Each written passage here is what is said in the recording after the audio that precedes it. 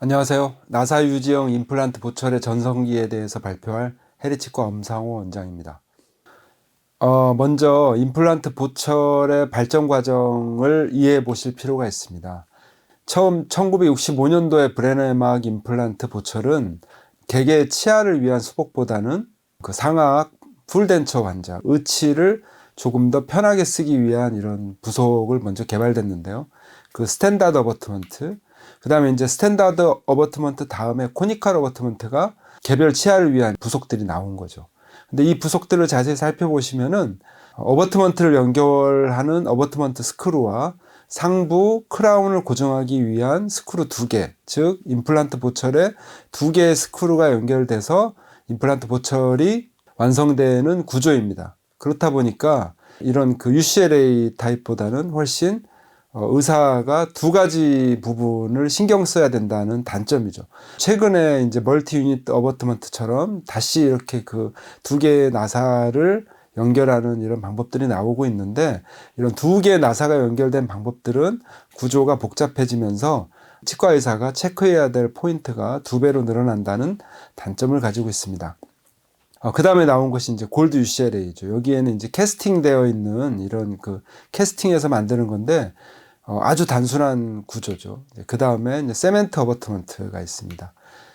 그 다음에 이제 커스텀 어버트먼트가 등장했는데요. 이제 커스텀 어버트먼트부터 어떤 디지털이 진료에 이제 들어오기 시작하는 거죠. 그 다음 이제 지르코니아 어버트먼트가 나왔습니다. 지르코니아는 결국 이제 이런 캐드캠과 지르코니아 재료를 이용해서 상악 전치부 심미 영역에서 전체 풀 지르코니아 어버트먼트가 개발되었는데요. 실제 이 어버트먼트를 구강 내에서 사용했을 때 이런 논문이 있습니다. 보시다시피 그 보기에는 너무 단단한 이런 지르코니아 어버트먼트가 픽스처 내면을 마모시키는 단점을 보이는 거죠. 이거 아주 치명적인 단점인데요. 그래서 지르코니아가 직접 픽스처와 닿는 것은 아주 위험한 것이구나. 그럼 그 사이에 지르코니아와 어버트먼트 픽스처 사이에 어떤 부속을 넣어야 되겠다. 그래서 그 다음에 나온 것이 링크입니다. 결국 이 링크는 구조적으로 상악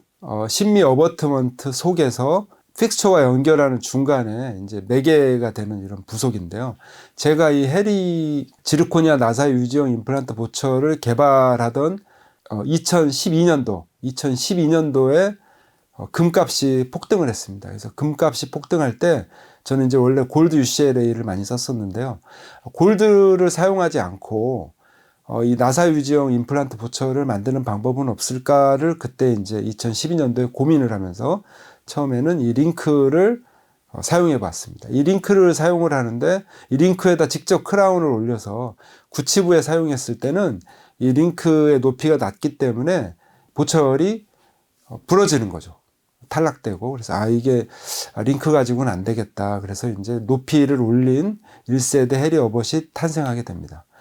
지금은 여기 보이는 이 사진에 보이는 해리 어버트먼트는 3세대 디자인이고요. 옆에 보이는 그 몇 년 후에 타이베이스라든지 하이브리드 어벗이라든지 결국 개념은 같지만 약간 다른 모양의 이제 이런 부속들이 나왔는데, 저희 해리 어버트먼트의 1세대 디자인 정도 되는 컨셉이고요. 저희는 이제 11년간 사용하면서 3번의 디자인을 바꾸게 되었습니다. 임플란트 보철에 대해서 그 큰 부류가 이제 스크루 타입이냐, 세멘 타입이냐 분류가 있는데요. 이건 이제 계속적인 싸움이 있었죠. 스크루 타입이 좋다, 세멘 타입이 좋다.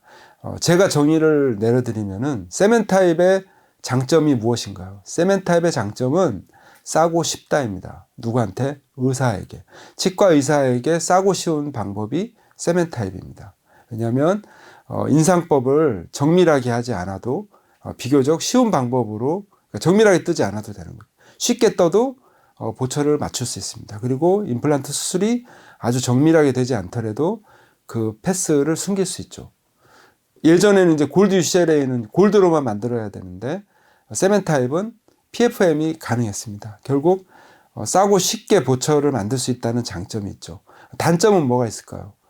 단점은 세멘트를 이용해서 유지하다 보니까 세멘트 종류로 이 유지력을 결정해야 되기 때문에 조금 약한 세멘을 썼을 때는 기능 중에 보철물이 빠져버릴 수가 있는 거고요.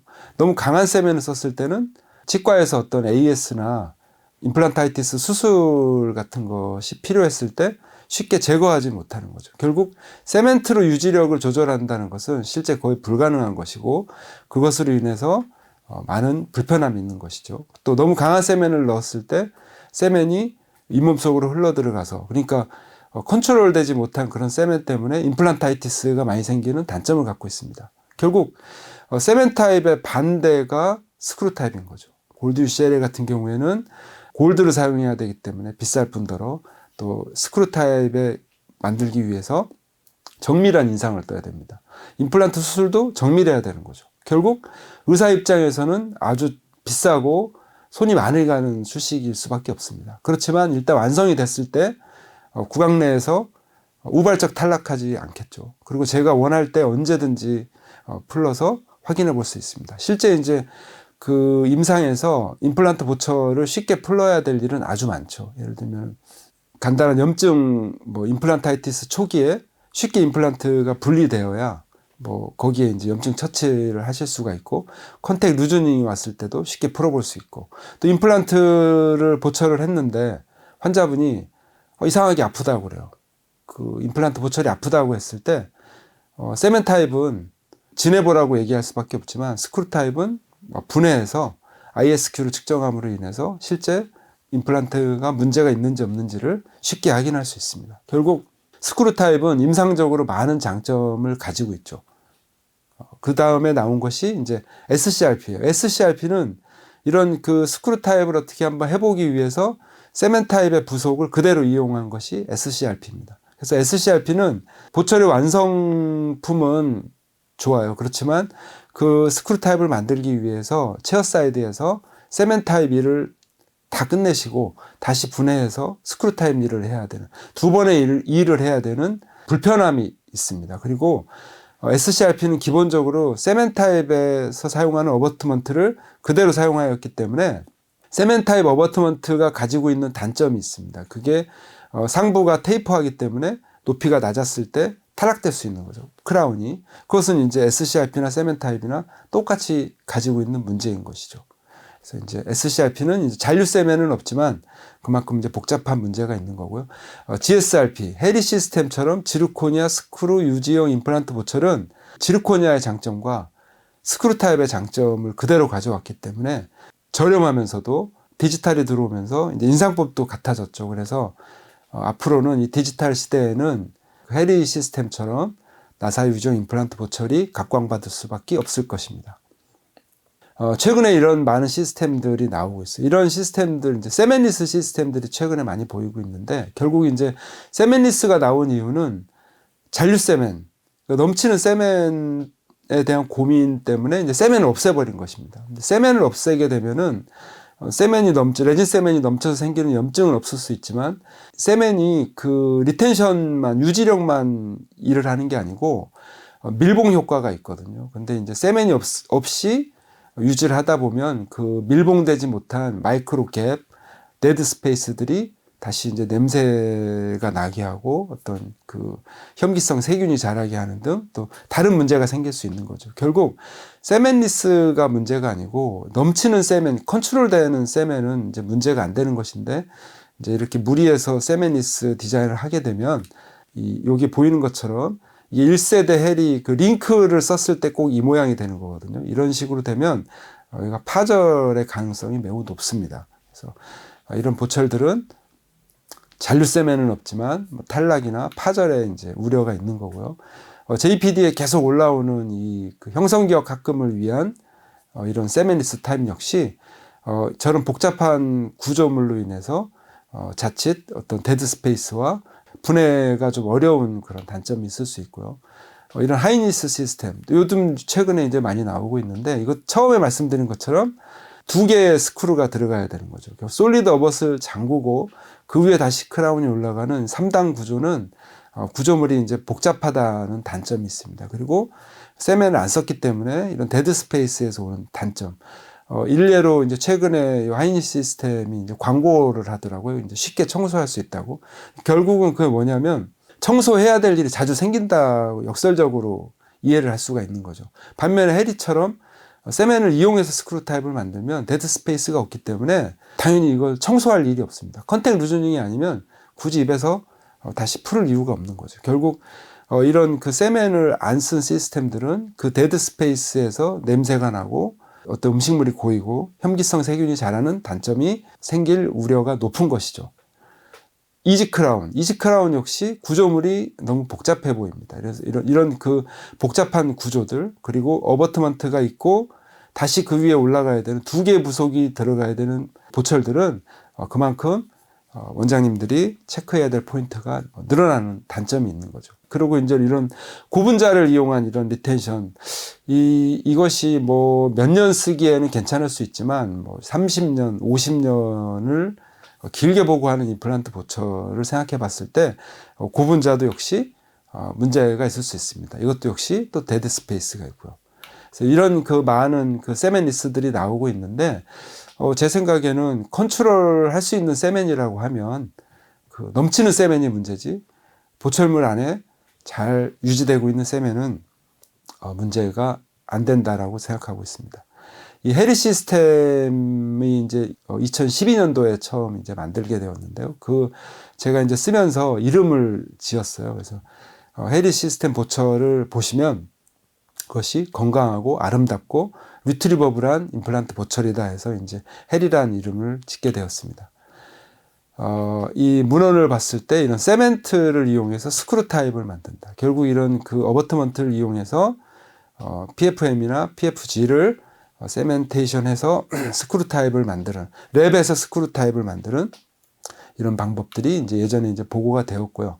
여기서 보시면은 이제 그 해리 어버트먼트의 특징을 보실 수 있습니다. 반면 왼쪽에 이제 보이시는 것이 세멘 타입 어버트먼트인데요. 세멘 타입 어버트먼트는 어버트먼트 높이를 의사분들이 결정을 해줘야 돼요. 왜냐하면 건강이 중요한 부위에서는 약간 수프라나 이큐징지바의 높이를 갖는 어버트를 결정해 하셔야 되는 거고, 전치부처럼 심미 영역에서는 약간 서브징지바의 어버트먼트를 결정하셔야 되는 거죠. 이것이 이제 어떻게 보면은 커스터마이즈 어버트먼트나 또는 이런 스탁 어버트먼트에서 그것을 이제 의사분하고 기공사가 사인이 잘 맞아야 되는 거죠. 반면에 해리 시스템은 최하단에서부터 결국 이제 서브징지바가 모두 지르코니아로 이루어져 있기 때문에 이런 마진 높이에 대해서 의사분이 고민하실 게 없습니다. 항상 그 서브징지바가 아름다운 거죠. 그리고 이 세멘트 어버트먼트는 상부가 이렇게 이제 베벨 형식으로, 왜냐하면 크라운을 구강내에서 붙여야 되기 때문에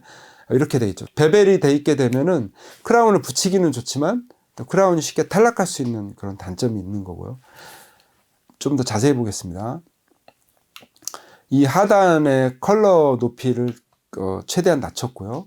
이 보철의 이 스크류 타입처럼 이 리텐션을 극대화시키기 위해서 부가적인 리텐션 홀을 만들었습니다. 그리고 하나의 어버트먼트로 다양한 라이브러리를 대응할 수 있는 것이 엄청난 장점이에요. 이것은 기공소나 각 기공실이나 해서 재고를 많이 쌓아둘 필요가 없는 거죠. 한 개를 쌓아둬도 그거로 3mm, 4mm, 5.5mm, 7mm의 라이브러리를 이용해서 보철을 제작할 수 있습니다. 특히 3mm까지 어버트를 사용할 수 있기 때문에 임플란트가 공간이 정말 안 나오는 4mm 이상, 그러니까 힐링 어버트먼트 4mm에서 대합치가 닿을 정도가 되는 공간에서도 해리는 보철을 만드실 수 있습니다.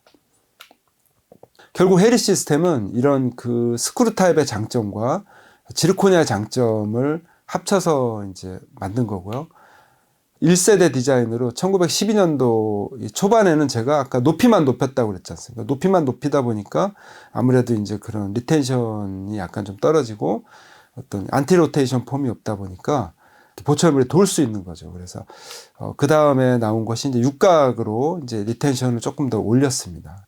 쓰다 보니까 이제 메탈 칼라의 단점이 있고 유지력을 이제 조금 더 올리기 위해서 이제 2020년도에 나온 마지막 디자인에서는 이제 부가적인 리텐션을 주고 샴페인 컬러로 이제 색깔을 심미적으로 바꿨죠. 그리고 이제 3mm에 대응하는 라이브러리까지 이렇게 만들면서 거의 끝판왕에 가까운 이제 보철물이 어버트먼트가 탄생했습니다.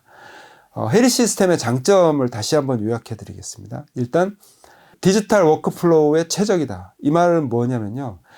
스캔 바디를 놓고 스캔을 했을 때 다른 보철은 두 가지 보철이 오죠. 어벗과 크라운이 따로 와서 구강 내에서 이제 그것을 연결해야 되는 반면에 저희는 이제 완성된 보철, 어벗부터 크라운까지 한 덩어리로 완성된 보철물이 오기 때문에 단지 입안에서 나사를 조여주는 것으로 보철을 완성하실 수 있습니다. 그것은 특히 풀마우스처럼 개수가 많을 때는 엄청나게 빠른 스피드로 체어 타임을 줄일 수가 있는 거죠. 세팅 타임을. 그런 장점이 있고요. 3일에서도 사용할 수 있을 정도로 강한 리텐션을 가지고 있고, 서브징 지바가 지르코니아이기 때문에 훨씬 심미적이고요. 또 건강합니다. 또 컨택 루즈닝이 왔을 때도 스크류 타입이기 때문에 쉽게 분리해서 고칠 수 있고요. 이 지르코니아에 레진이 붙지 않기 때문에 처음부터 언더컷 박스가 메지알과 디스탈에 만들어져 있어요. 거기에 레진이 채워져 있고 컨택이 레진으로 되어 있기 때문에 플로블 레진으로 쉽게 체어 사이드에서 애드하실 수가 있습니다. 또 PFM 크라운을 적용시켰을 때는 대한민국에서는 그 의료보험 혜택을 받으실 수가 있고요. 특히 이제 세팅 타임이 빠르고 체어 타임이 빠르고 그다음에 임플란타이티스가 왔을 때도 쉽게 분리해서 빨리 조기에 적절한 처치를 하실 수 있습니다.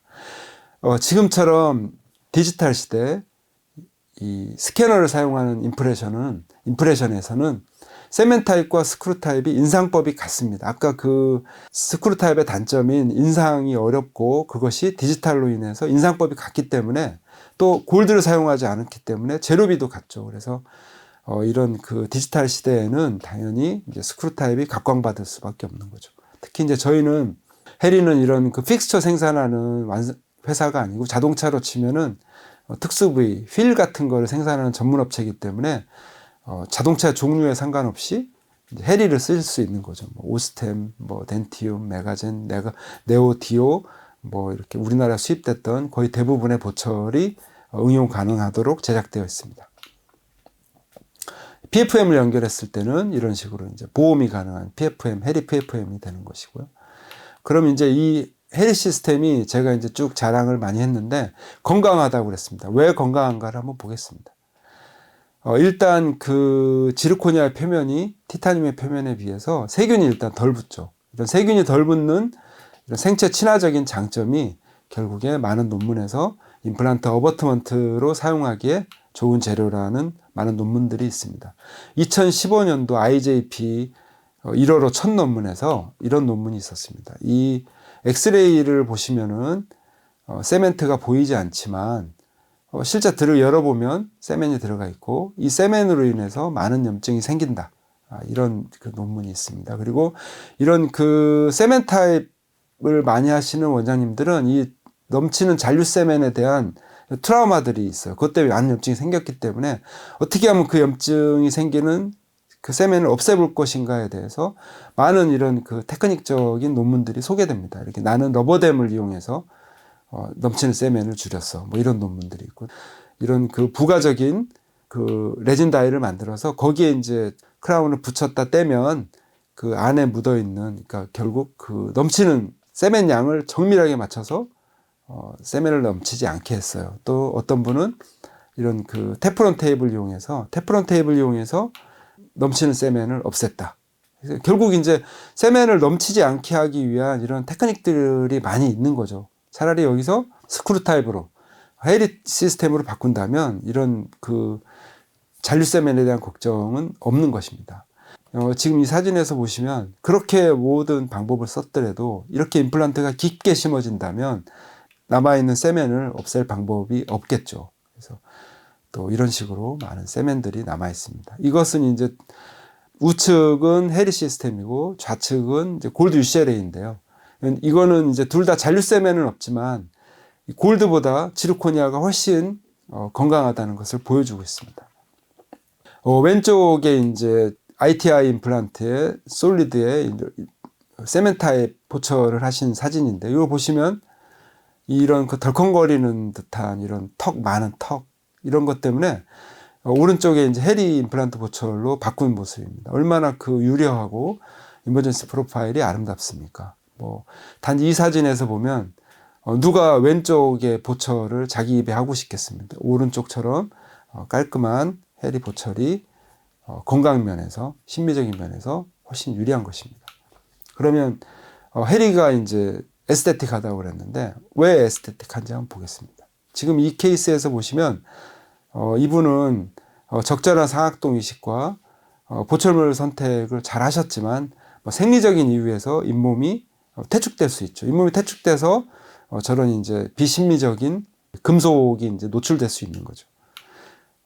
이분이 다 잘했지만 저런 일이 생길 수 있는 겁니다. 반면에 이제 해리 보철로 그 보철을 바꿨습니다. 이렇게 이제 심미적으로, 현재도 심미적이지만 잇몸이 내려가더라도 해리는 계속적으로 이 라인을 보시면은 여기에서 이제 이 라인에서 잇몸이 내려가더라도 해리는 오른쪽처럼 계속 지르코니아만 보이기 때문에 훨씬 심미적인 보철이라 할 수 있습니다. 리트리버블이 이제 언제든지 제거할 수 있는 이런 보철, 전치던 굳히던 이런 식으로 제거할 수 있는 이제 스크류 타입을 만들어 주셔야 어떤 AS가 발생했을 때 쉽게 고쳐줄 수 있고, 이런 리트리버블은 컨택 루즈닝이라든지 페리 임플란타이티스라든지 이름 모를 환자의 그런 불편감이라든지 어떤 보철의 약간 파절이라든지 이럴 때 꼭 필요한 방법입니다. 이런 해리 어버트먼트의 리트리버블을 주기 위해서는 결국 골드 캐스팅 된 것처럼 어버트먼트와 크라운이 강하게 이제 접착돼 있어야 되겠죠. 캐스팅 돼 있는 것처럼. 그걸 보면 이렇게 특히 이제 브릿지 케이스에서 보겠습니다. 각도가 약간 틀어져 있을 때 랩에서 붙일 때는 이런 식으로 크라운에 이제 어벗을 집어넣는 거기 때문에 직각이지만 들어가겠죠.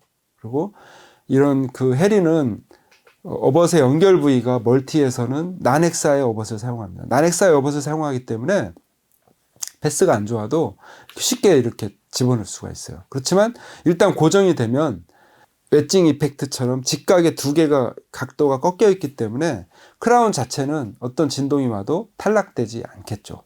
이것이 장점입니다. 이 세멘 타입과 SCRP는 똑같은 부속을 사용합니다.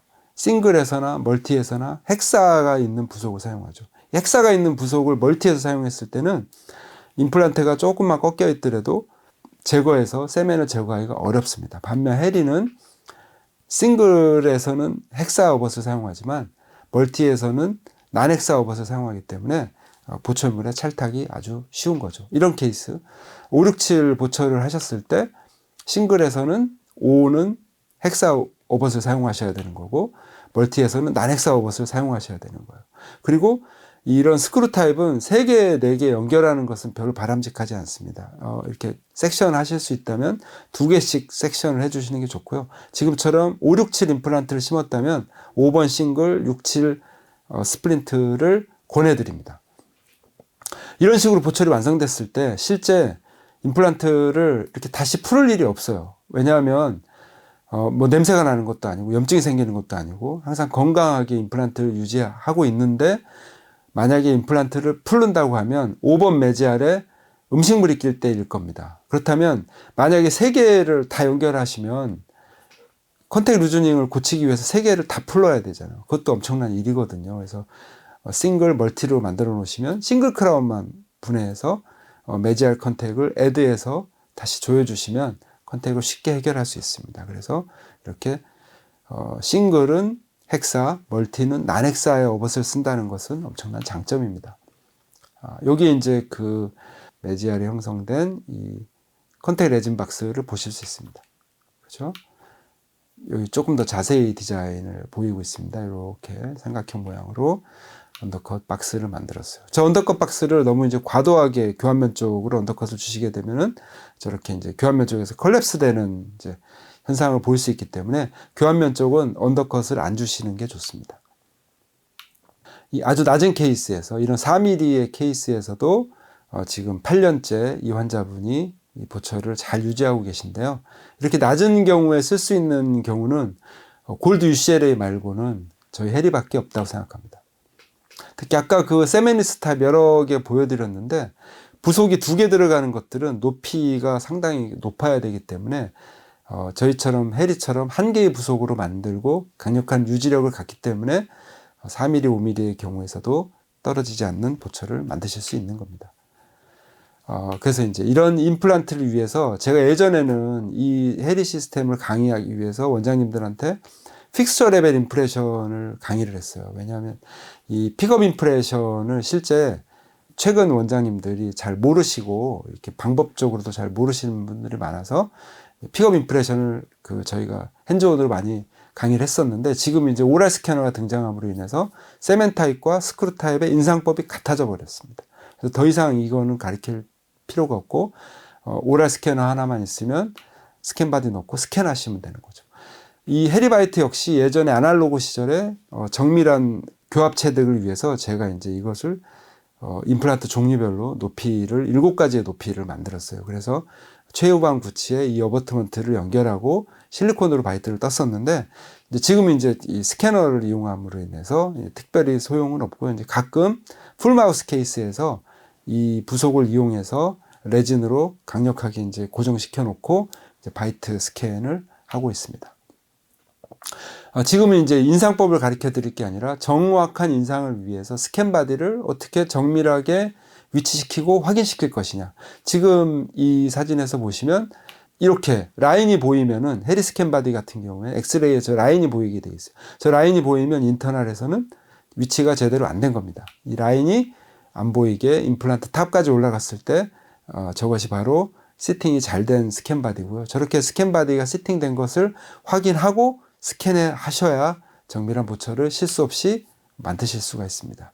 특히 이제 멀티 케이스에서 그 치아가 없는 부분에 파닉 스페이스가 커질수록 이런 그 오차가 생길 수 있는데요. 그 오차를 극복하기 위해서 저는 이제 헤리픽스 레진으로 예전에 이제 두랄 레진으로 할 때는 연결을 시킨 다음에 커팅해서 다시 연결해야 됐잖아요. 그것이 아니고 이 광중암 레진을 양쪽에서 증강시켜 오다가 거의 그 닿을 정도까지 이제 중압 수축을 끝내놓고 그 다음에 이제 연결을 하시게 되면은 레진 수축을 최대한 줄인 이런 그 스캔 바디 모형을 만들 수 있습니다. 그럼 저 스캔 바디를 스캔 후에 랩 아날로그를 연결해서 이제 그 모델을 만들게 되면은 그 모델상에서 다시 한번 보철의 정확도를 검사하실 수 있는 거죠. 이런 식으로요. 스캔이 끝나면 스캔 바디를 풀르지 마시고 다시 연결해서 이것을 모델을 만들다면 2번 그 모델에서 한 번 더 확인한 정밀한 보철을 사용할 수 있습니다. 이것은 제가 지금 한 5년째 이것을 하고 있는데요. 최근에는 이제 스캐너가 점점 더 정밀해지면서 모델이 필요 없을 정도로 잘 맞고 있습니다. 그래서 이것은 이제 과도기적으로 제가 이것을 이제 제안 드렸지만 결국에는 이것도 정밀도가 올라가면 없어지고 더 편하게 보철을 만드실 수 있겠죠. 간단한 케이스 하나 보겠습니다. 2022년도 작년 케이스인데요. 이런 식으로 저는 이제 그 임플란트를 이미디어트도 예전에 많이 했는데 요즘 이제 이미디어트보다는 이제 발치하고 소켓을 보존수를 이렇게 이제 뼈만 이렇게 채워 놓고요. 그 위에 이제 그 소프티슈 힐링이 되면 그 다음에 이제 임플란트 수술을 많이 하고 있습니다. 이런 식으로. 여기에 이제 더그라프트를 사용했는데요. 더그라프트를 발치와에 많이 적용하는 이유는 다른 그라프트와 다르게 떠다니지 않아요. 이게 쉽게 피를 흡수하면서 가라앉기 때문에 이렇게 이제 발치와에 직접 적용할 때는 뭐 제가 사용해 본 뼈 중에서는 이제 제일 이제 그 로스가 없습니다. 그리고 옛날 바이오스만 해도 이게 좀 떠다니거든요. 뭐 다른 합성 골드는 더 많이 떠다니는데 블러드를 빠르게 흡수하면서 다져지는 거죠. 쉽게 다져지기 때문에 더그라프트를 많이 쓰고 있습니다. 그래서 더그라프트로 그라프트하고 소프티슈 힐링이 끝나면 임플란트를 심고요. 그래서 이제 이런 식으로 임플란트를 심고 스크루 타입으로 스캔 바디 연결해서 스캔해서 이제 이 디자인상에서 보면 아주 적절한 위치로 홀이 나오는 것을 보실 수 있습니다. 이렇게 스크루 타입을 위해서는 정밀한 수술이 기본인 거고요. 요즘에 이제 가이드 서저리 많이 하시면서 가이드 서저리도 중요하지만 가이드 서저리 하면서 계속 그 원장님들이 피드백을 하셔가지고 가이드 없이도 이렇게 정밀한 수술을 하실 수 있는 실력을 쌓으셔야 됩니다. 그래서 이렇게 완성된 보철물이고요. 캐리 시스템으로 보철을 완성했습니다. 예. 스크루 타입으로 이렇게 완성했고요. 이번 첫 번째 강의는 이 정도로 마치겠습니다. 감사합니다.